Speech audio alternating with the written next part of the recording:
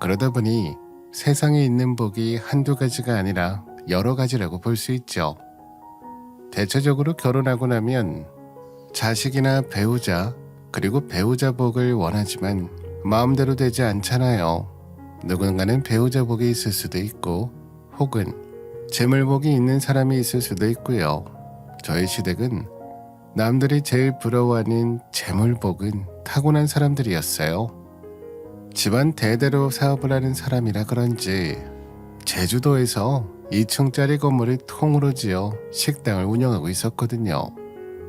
제주도뿐만 아니라 서울에도 분점을 낸 상황이라 정말 돈을 쓸어 담는 집안이었어요. 제가 이런 시댁에 시집을 갈 때 남들이 다 부러워했었죠.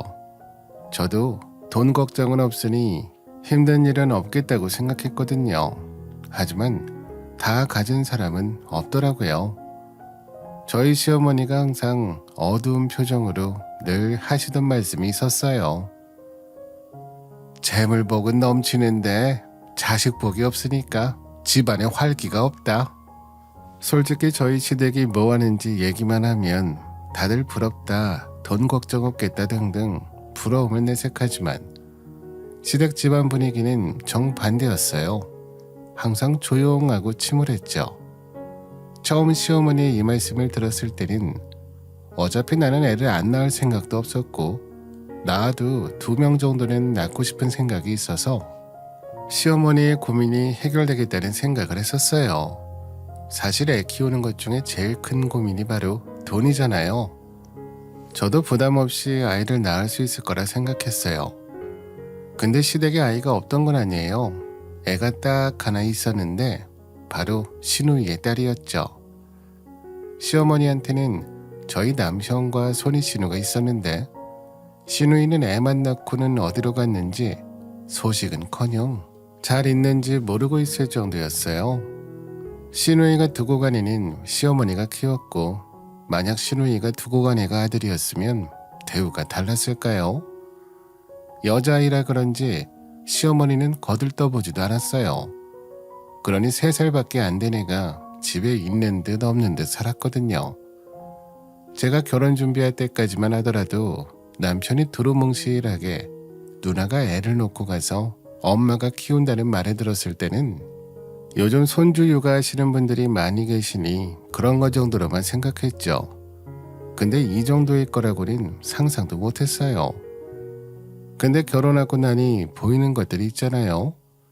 제가 시댁에 가면 그 조그마한 애가 제 눈치를 보고 방 안으로 조용히 들어가는데 너무 마음이 아팠어요.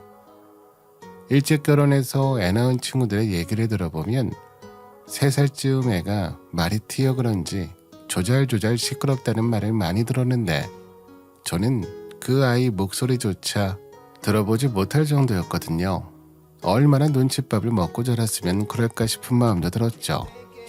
한때는 그 조카아이가 남편의 아이인가 싶은 고민도 했었는데요. 일단 저도 애를 키우고 싶은 마음에 남편과 몇 번 노력을 했습니다. 근데 3년이 지나도록 애가 안 생기더라고요. 그래서 검사를 받아야겠다는 생각으로 병원에 찾아갔어요. 안 가겠다는 남편을 데리고 오려고 얼마나 노력했는지. 근데 검사해보니까 제가 문제가 아니라 남편한테 문제가 있는 것이었어요. 남편이 무정자증이었거든요.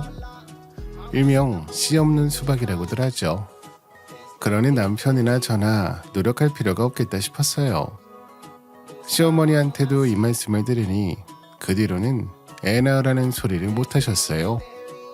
제가 문제가 아니라 본인 아들이 문제였으니까요. 그러다 한 번은 시어머니가 아프셔서 제가 신혼의 아이를 봐준 적이 있는데 그 뒤로 몇 번 더 우리 집에 오고 저와 친해지다 보니 어느 순간부터는 신혼의 아이를 내 아이처럼 키우면 되겠지 라는 생각으로 남편과 10년간의 결혼 생활을 이어갔습니다. 근데 아이가 초등학교 고학년이 됐을 때부터 남편이 제주도에 가는 횟수가 부쩍 늘어났어요. 시댁이 제주도에 있으니 자주 가는 거야 그리 이상할 게 없다 생각할 수도 있지만 결혼 초반에는 남편이 먼저 제주도에 가기 싫어했거든요. 근데 무슨 계기가 있는지 자기 혼자서 제주도 시댁에 뻔질나게 왔다 갔다 하는 겁니다. 가게 문제 때문도 아니고 시부모님이 아프신 것도 아니었어요. 그냥 볼 일이 있다고만 하고 내려갔고, 그러다 어느 날 학부모 공개 수업 및 상담 때문에 남편이랑 저랑 아이 학교를 가야 됐거든요.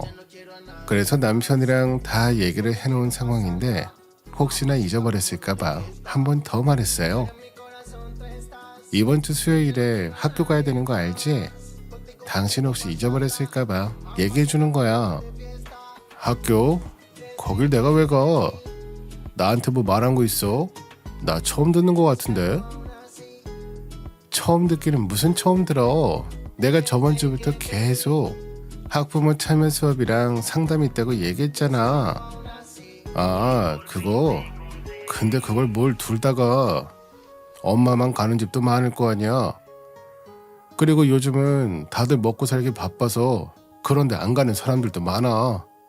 정 가고 싶으면 당신 혼자 갔다 오면 되는 거지. 그냥 상담만 받는 것도 아니고 공개 수업 한다니까.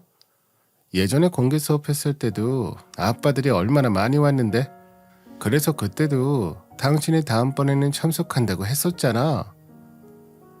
남편은 제가 한 말을 곰곰이 생각해보더니 그랬었나? 라며 성의 없이 대답했습니다.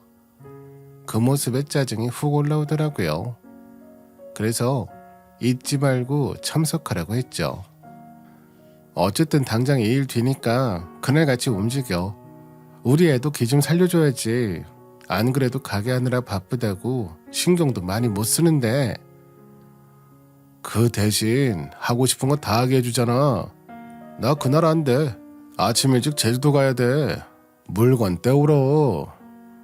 뭐? 무슨 제주도를 또 가? 저번 주 초에도 다녀왔었잖아. 그리고 우리 뭐 부족한 것도 없는데 무슨 물건을 또 가져와. 요즘 장사 잘 되니까 그런 거지. 그리고 이번에 엄마가 물건 바꾼 거 있는데 괜찮다고 나보고 가져가서 서울에서도 서브를 하더라고. 그게 뭐 중요하다고. 그냥 어머님 보고 택배로 보내라고 해. 그리고 재료 없으면 하루 이틀 문 닫으면 되는 거지. 우리 가게가 뭐 하루 문 닫는다고 망하는 것도 아니고. 아무튼 어머님한테 그날 제주도 못 간다고 연락드려. 무슨 문을 닫아. 돈 벌어야지. 그리고 당장 간다고 약속 다 해놨는데 갑자기 안 간다고 어떻게 말하냐? 약속을 해놓은 걸 깨는 게 어렵긴 하죠. 근데 이건 아이에 관련된 것이잖아요. 그리고 아이 때문에 그렇다고 하면 시부모님이 이해 못할 정도도 아닐 텐데, 남편은 어떻게든 제주도에 가려고 해서 그날 대판 싸웠습니다. 하지만 결국 남편은 제주도로 갔고 저 혼자 아이 학교에 찾아갔어요. 아무래도 첫 대면 상담이라 엄마 아빠 할 것 없이 많이 왔더라고요. 그 모습을 보니 제 마음이 다 안 좋았어요. 그래도 저를 보며 활짝 웃는 아이를 보니 오길 잘했다는 생각이 들었습니다. 항상 부족하게 키우지 않으려고 노력했는데 아이가 착해서 그런지 잘 자라더라고요. 그렇게 초등학교를 졸업하고 아이는 중학생이 됐어요. 3살 그 작은 아이가 이제는 중학생이 돼서 교복을 입는 모습을 보는데 너무 감격스러웠어요. 그리고 한편으로는 어렸을 때와 다르게 밝게 큰 아이가 참 대견스러웠습니다.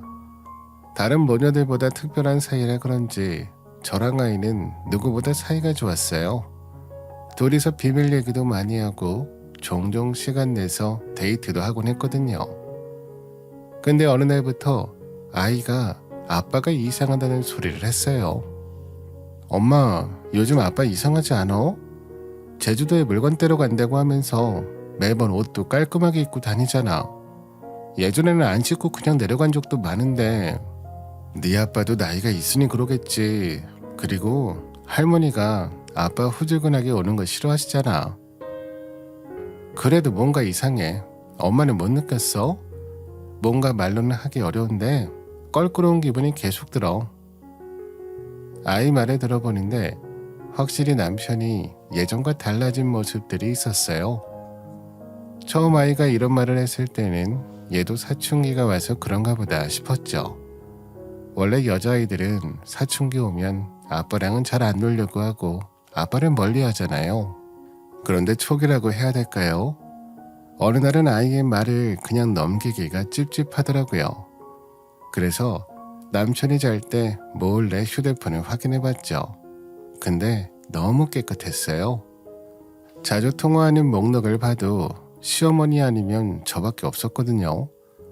몇 번을 확인해봤는데 뭐 하나 나오는 게 없으니 저도 안심했죠. 그리고 사춘기 아이라 그런지 예민해서 그렇게 느꼈나 보다 싶은 생각에 그냥 넘겼습니다. 이런 일이 있고 난 뒤 며칠 지나지 않아 남편이 제주도에 내려가서 있어야 할 것 같다고 얘기했어요. 아무래도 부모님 연세가 있으셔서 그런지 본전 관리하시는 게 어려우신가 봐. 내가 내려가서 도와드려야 될 것 같아. 이번에 내려가면 좀 오래 있을 것 같아. 그럼 당장 서울 분점은 어쩌고? 우리도 지금 사람 부족해서 난린데. 일하는 사람 더 뽑으면 되는 거지. 그리고 여태 당신이 많이 관리했었잖아.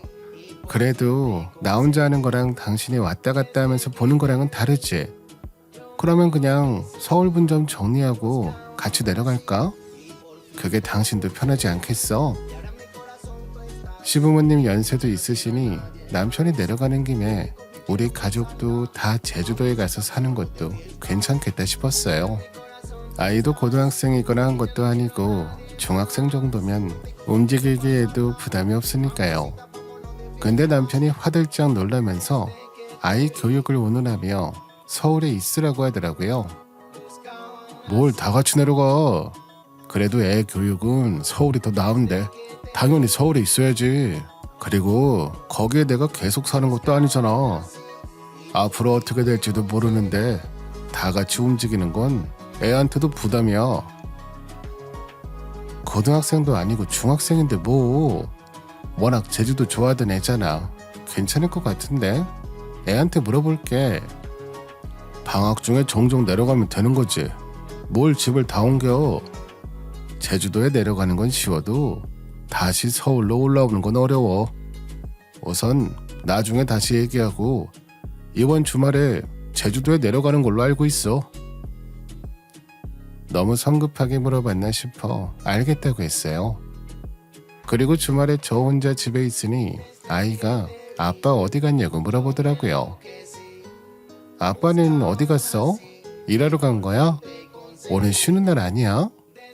아, 제주도 내려가셨어.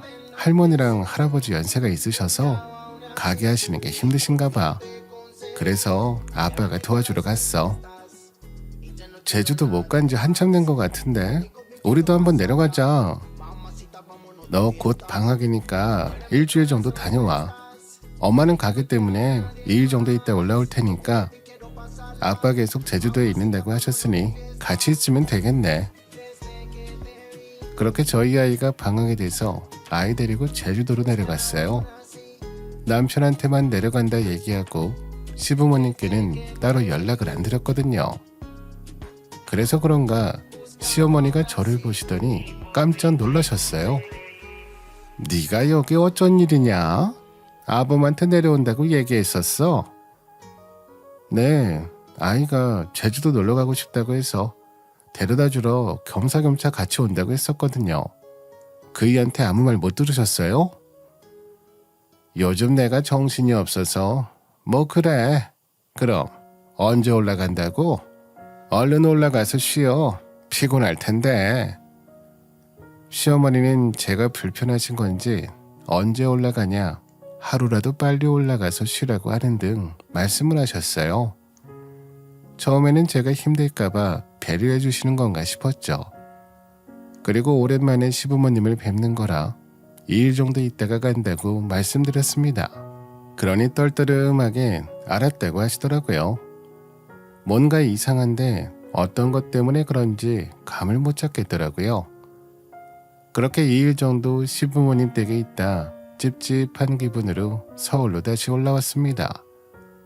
그리고 일주일 뒤에 아이도 올라왔죠. 공항에서 아이 얼굴을 보는데 표정이 너무 안 좋은 거예요.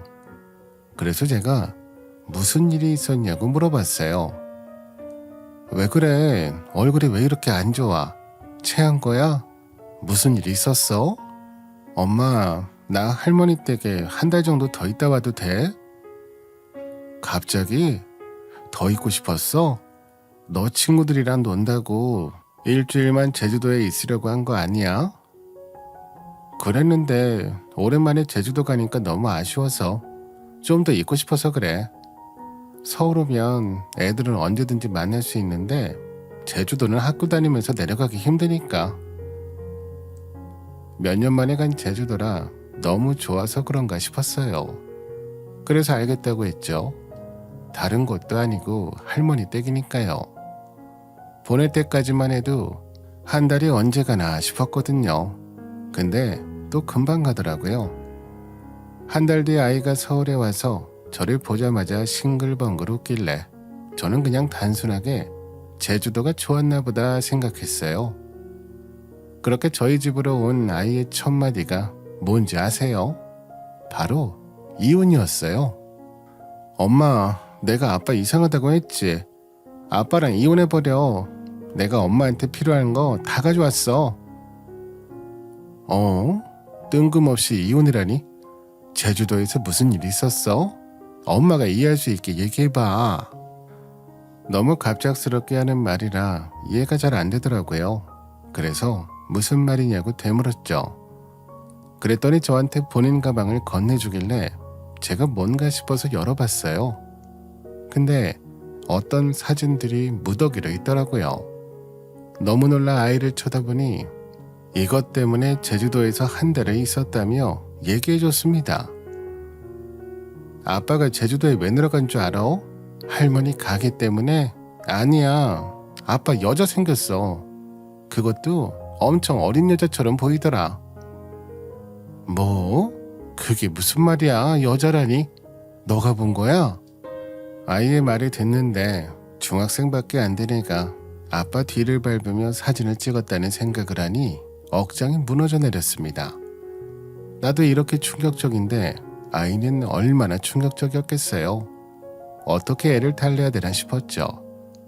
근데 애가 갑자기 저한테 충격적인 말을 꺼내더라고요. 나 사실 엄마가 내 친엄마 아닌 거 알아. 그래서 엄마가 나 버릴까봐 말도 더 잘 들으려고 했는데 엄마가 불쌍하게 사는 건 나도 못 참겠어.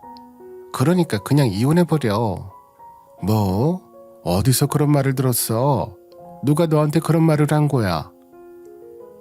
초등학교 저학년 땐가 할머니 집에서 낮잠 자고 있었는데 할머니랑 아빠랑 말하는 거 들었거든. 근데 말을 못했어. 근데 아빠가 엄마 이렇게 몰래 다른 여자 만나면서 엄마 속이는 건 못 참겠더라고. 나 더 이상 안 키워줘도 돼. 나 이제 중학생이니까 엄마도 엄마 인생 살아. 여태까지 나 키워주느라 고생만 했잖아. 제가 친엄마가 아니라는 사실을 아이가 다 알고 있었더라고요. 아이 입에서 엄마 인생 살라는 말을 하는데 어찌나 미안하던지. 아이가 저를 위해서 증거를 모아왔다고 하는데 눈물이 울컥 나서 아이를 꼭 안아줬습니다. 그리고 토닥여줬죠.